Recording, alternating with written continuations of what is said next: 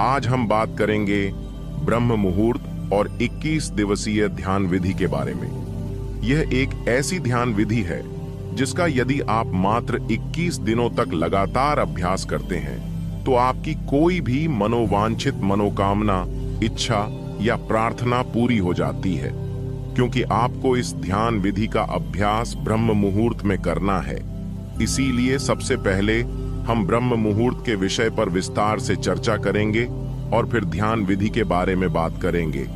ब्रह्म मुहूर्त प्रातः काल के उस विशेष 1 घंटा 36 मिनट के समय को कहते हैं जो सुबह 4:24 से लेकर 6 बजे तक रहता है। लेकिन इस विषय में कुछ और भी मान्यताएं हैं। अगर हम प्राचीन ग्रंथों का अध्ययन करें तो उनके अनुसार रात्रि को 4 कालों में विभाजित किया गया है, जिसमें पहला काल है रुद्र काल, शाम 6 बजे से लेकर रात्रि 9 बजे तक प्रभावी रहता है। उसके बाद दूसरा काल है राक्षस काल। राक्षस काल रात्रि 9 बजे से लेकर 12 बजे तक प्रभावी रहता है। फिर उसके बाद तीसरा काल है गंधर्व काल, रात्रि 12 बजे से लेकर भोर के 3 बजे तक प्रभावी रहता है। और फिर आता है चौथा काल, यानी कि जिसे अंतिम प्रहर भी कहा जाता है, वह है मनोहर काल। मनोहर काल भोर के 3 बजे से लेकर सुबह के 6 बजे तक प्रभावी रहता है। ब्रह्म मुहूर्त के समय की जो मान्यताएं हैं वह मनोहर काल यानी कि 3-6 बजे के बीच में ही पड़ती है। हालांकि विभिन्न देशों में सूर्योदय के समय में भेद रहता है। अटल कोई एक निश्चित समय ब्रह्म मुहूर्त का हर स्थान का एक ही नहीं बताया जा सकता, लेकिन यदि आप मनोहर काल के बीच में यानी भोर 3 बजे से लेकर सुबह 6 बजे के बीच में किसी भी समय जल्दी उठते हैं तो यह समय अमृत वेला यानी ब्रह्म मुहूर्त का समय ही माना जाएगा। अगर हम ब्रह्म मुहूर्त का शाब्दिक अर्थ को समझने की कोशिश करें तो ब्रह्म का मतलब होता है देव अर्थात जो ज्ञान के देवता है, और मुहूर्त अर्थात समय खंड यानी एक ऐसा समय जिसमें हम ज्ञान को समझने का प्रयत्न करते हैं। यानी कि ज्ञान को समझने का जो समय है उसको हम ब्रह्म मुहूर्त कहते हैं। ब्रह्म मुहूर्त की बहुत ही महत्वपूर्ण चर्चाएं हमारे शास्त्रों में की गई हैं। ब्रह्म मुहूर्त में जो ब्रह्मांड है और जो देव शक्तियां हैं वह वातावरण में विचरण करती रहती है। अगर आपकी नींद इस समय के दौरान अचानक खुल जाती है तो इसका मतलब शुभ ऊर्जाएं आपसे संपर्क करना चाहती हैं।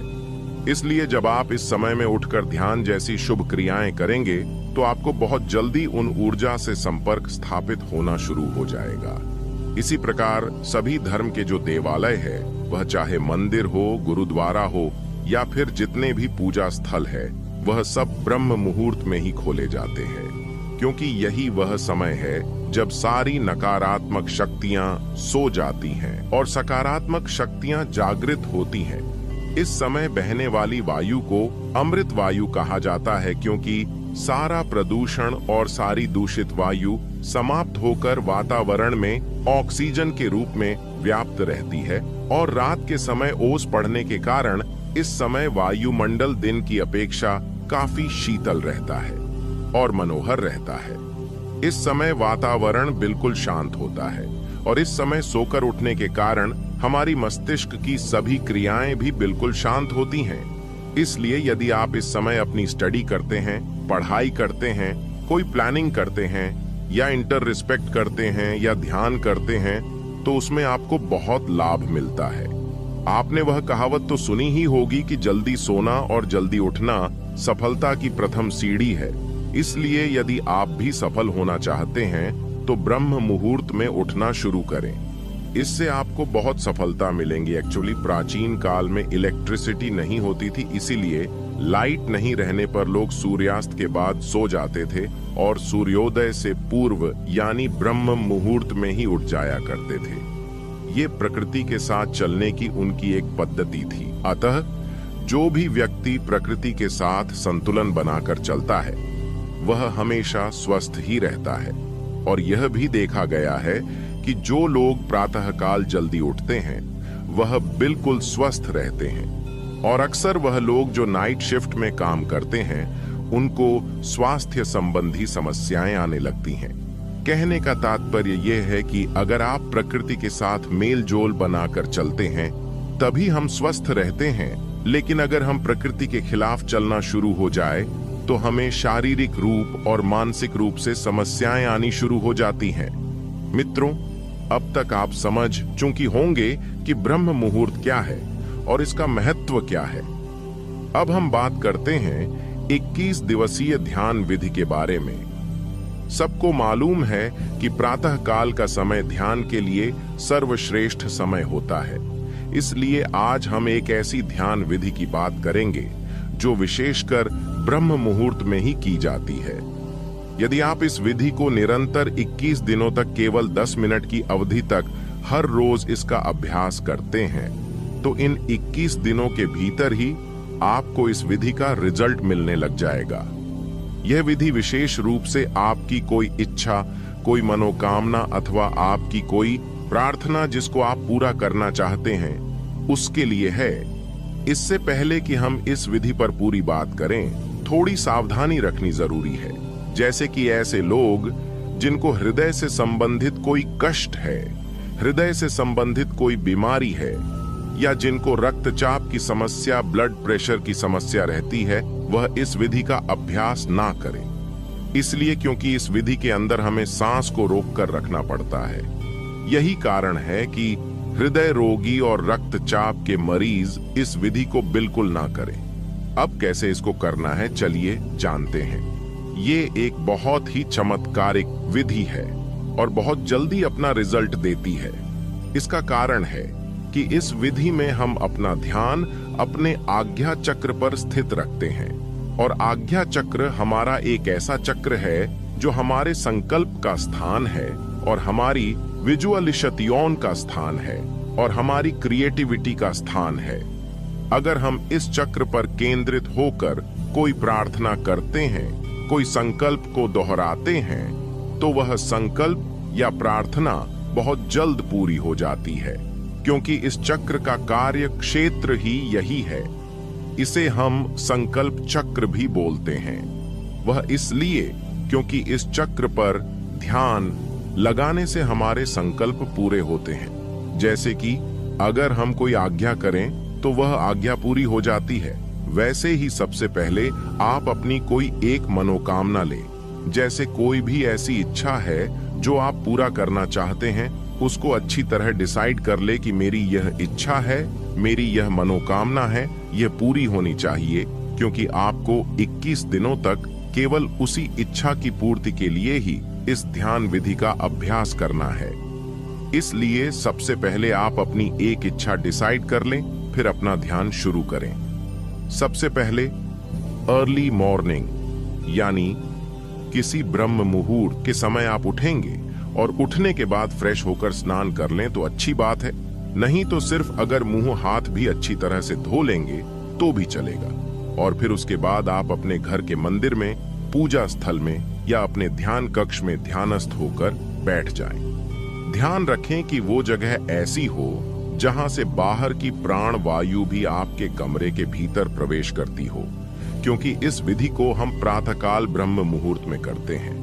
अतः इस समय आपको शुद्ध प्राण वायु की जरूरत रहेगी, तो ऐसे स्थल पर बैठना है जहां पर खुली हवा आपको अपने रूम में आती रहे। और जब आप ध्यानस्थ होकर बैठे तो कमर सीधी करके और गर्दन सीधी करके दोनों हाथों को घुटनों पर रखकर बैठ जाए।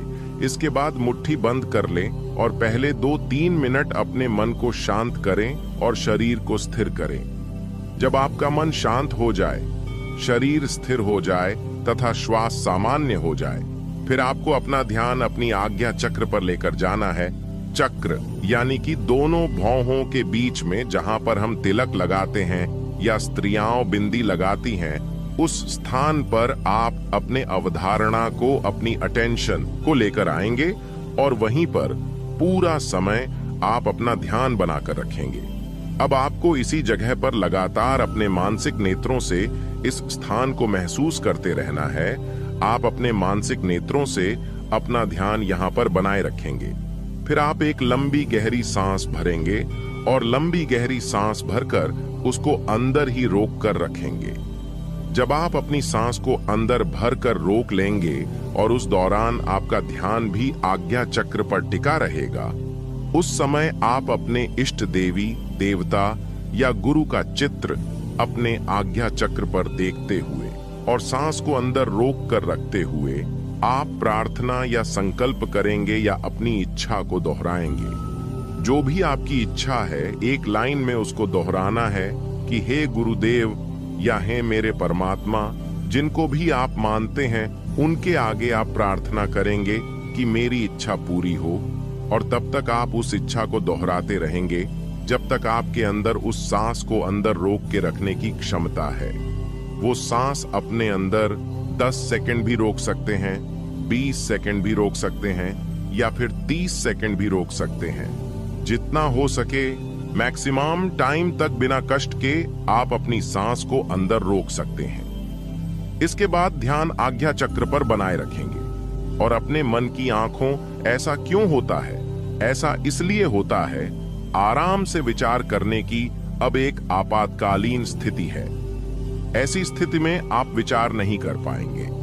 से अपने इष्ट देवी देवता या गुरु का स्मरण करते रहेंगे और बार बार अपनी इच्छा को रिपीट करते रहेंगे तब तक जब तक कि आपकी सांस अंदर रुकी हुई है।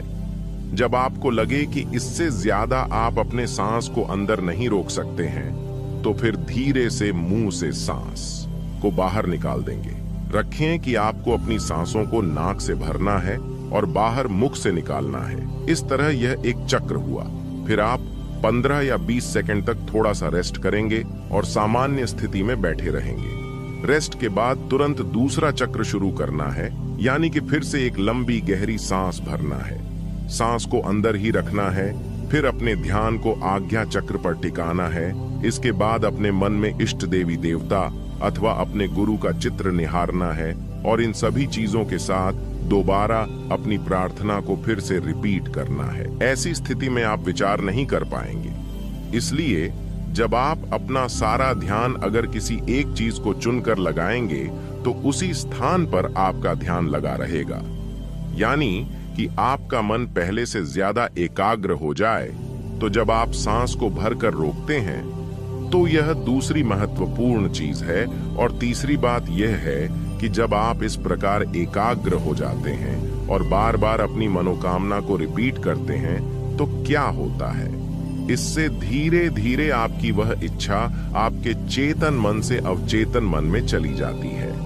मित्रों, आज के वीडियो में सिर्फ इतना ही जानकारी हम देंगे। कृपया आपको यह प्रस्तुति कैसी लगी आप कमेंट बॉक्स में बताएं और अब तक हमारे चैनल के हैं तो चैनल को सब्सक्राइब करके बेल आइकन को प्रेस कर दीजिए ताकि अगले वीडियो का नोटिफिकेशन आप तक पहुंचता रहे।